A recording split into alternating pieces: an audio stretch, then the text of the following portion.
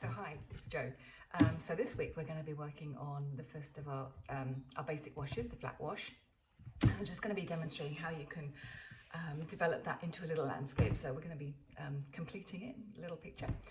And then next week, obviously, we'll develop those and, into the other two washes. It's a good job you can't see much of my studio because it's in complete chaos at the moment because we've got a really busy weekend of art events coming up. And so tables are sort of laden with stuff. So anyway, thank you once again for everybody that's watched my videos and subscribed, and have a great week. And I will see you next week. Thank you. Bye. So hi. Right. So after last week, we talked about all the different types of washes that you can create with watercolors. So we started off with the basic, which was the flat wash. Then we went into the graded wash and the variegated, which was the two color one. So you might think, okay, great, I can do these washes. What the heck do I do with them? So from here, I'm just going to show you. So each week I will show you a different way of using the wash, just to give you a start. So the first one today, we're just going to do the flat wash. So this is probably the one that you will use the least. It's not something that you'll use very often, but you never know. So we're going to firstly do a sky. So imagine that you've got this beautiful sky, all one color. So I'm going to use True Paint because it's easier.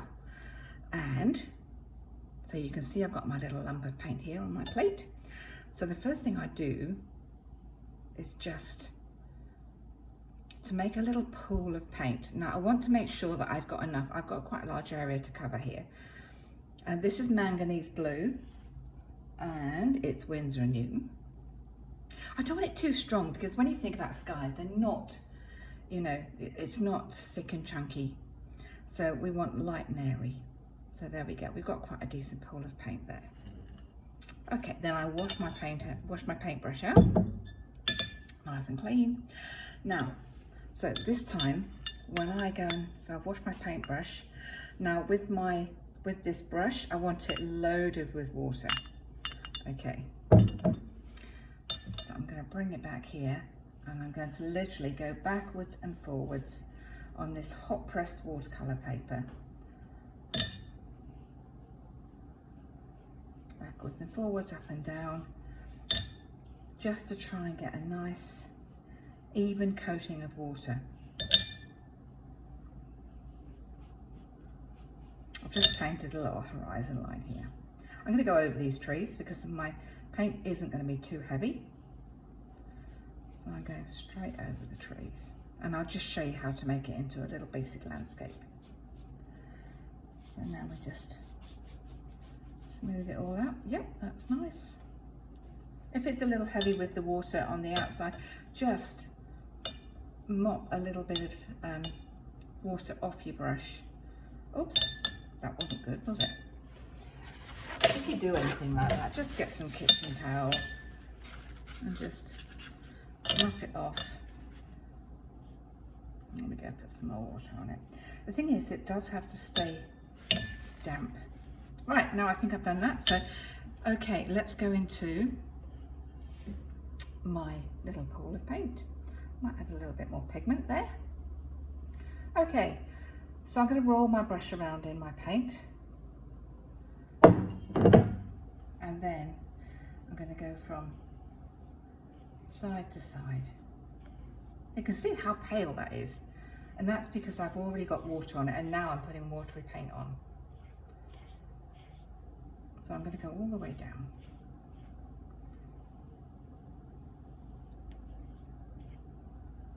Now I think I'm going to want it a little bit, just a little bit darker. So I'm going to, again, and this is why it's easier with True Paints, because you can just go back in. You never use the whole lump of paint at first go, because you might want, as I want now, I want it slightly darker.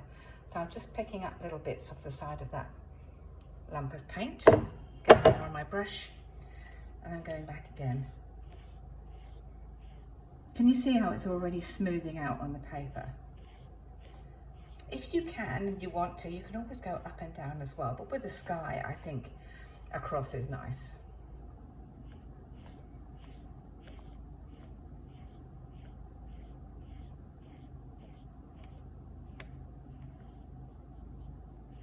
Now I'm hoping that once that dries, that'll go quite flat. I'm just going to pick up this bit along the edge where you've got excess water, and I might do that edge too. And then I'm going to go back again. Because it's wet, I can. As soon as it starts drying, I have to stop. Go backwards and forwards. That's quite a nice sky colour. So that's manganese blue, and it is a nice colour. And again, just pick up that paint right at the edge there. Can you see how it's all evening out nicely now? So I think I might leave that for a couple of minutes to dry, and then we'll come back and I'll show you then how just to make a little bit of a landscape adding on to that. Hi, so I think it's just about dry. You will notice there's a couple of buckles still in the paper, but give it time. They do flatten out. It just takes a while. Watercolour takes a while to dry, especially when the paper's been really wet. So it's not quite flat, but it's as flat as I think I'm going to get it. So we'll just turn this flat piece of painting into a little watercolour painting. So you can see that I've put lots of dark and dingy colours on my plate, and I'm just trying to mix a few natural colours from a very limited palette that I can use to just make a little landscape. So I'm using a number 5 Princeton round, and when I'm painting shrubberies, trees, anything like that, I use the tip of the brush just to sort of, you know, make a very uneven outline to any shrubbery, trees, anything like that.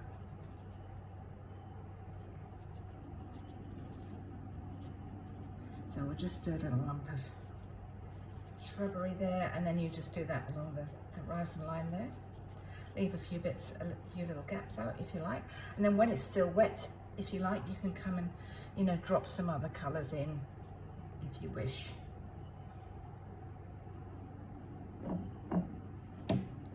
Just to give it a bit of form, a bit of body. And I think that will do. And just push it around with your brush. Okay. So we're going to have a tree on the other side, and I'm using a moonstone black, and I've just mixed a couple of other colours into it. So this is our tree here.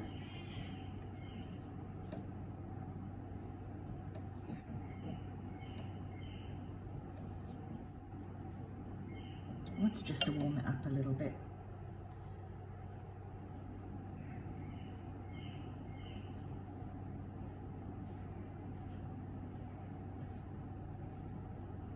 There's nothing better than dead trees to paint.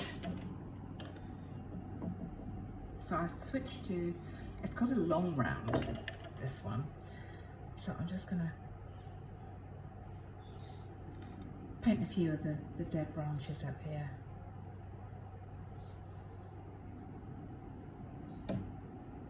And use the quality of the brush, and obviously have lots of water on your brush, so that then you can continue to make long branches without having to keep refreshing your brush.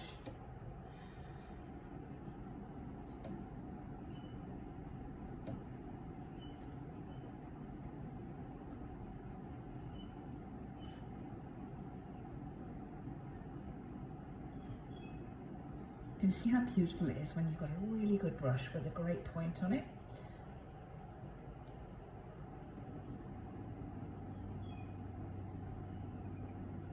Right.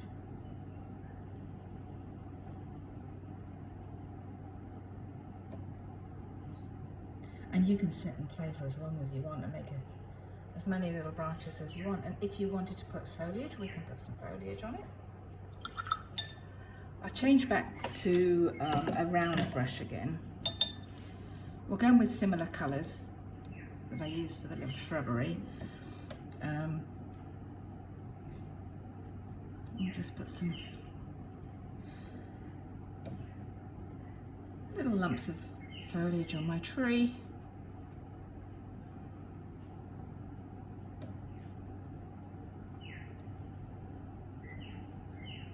Very basic tree. You never see the, you know, when you're painting trees, you don't see the individual leaves. You see more of a clump. It's a clump of foliage.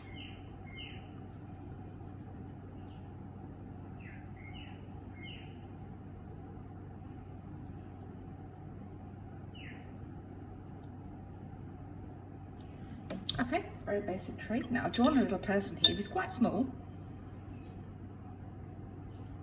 I might just change the brush back to a smaller one. Right, we've gone to a long round again. Just drawn a little person here. Again, no details.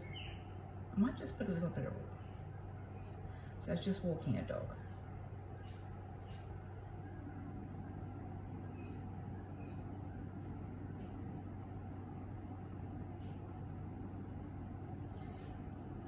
I'm just going to put a spot of red because there's a lot of green. I'm just going to put a little bit of red in there. And then I go back to the flat brush. I'm going to start warming it up a little bit.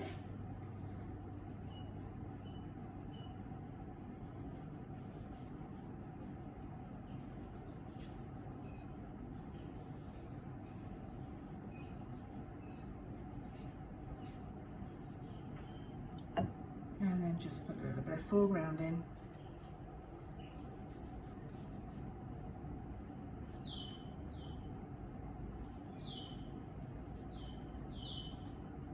Don't worry about that red there.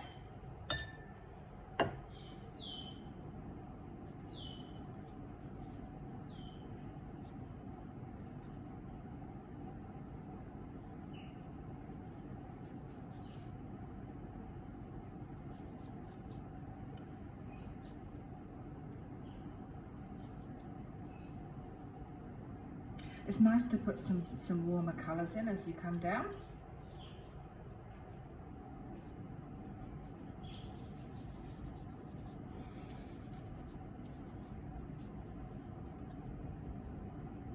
Right.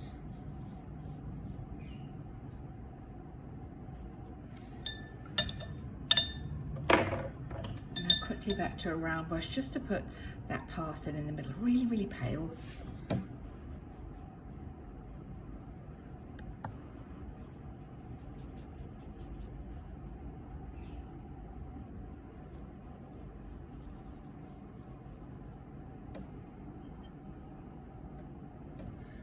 If you want to, you can, make this more intense down here.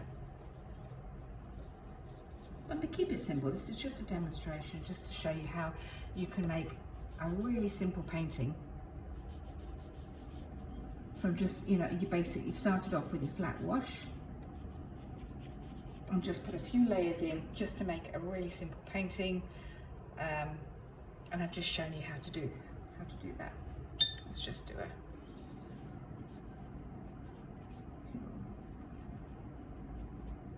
I think we'll just leave it there.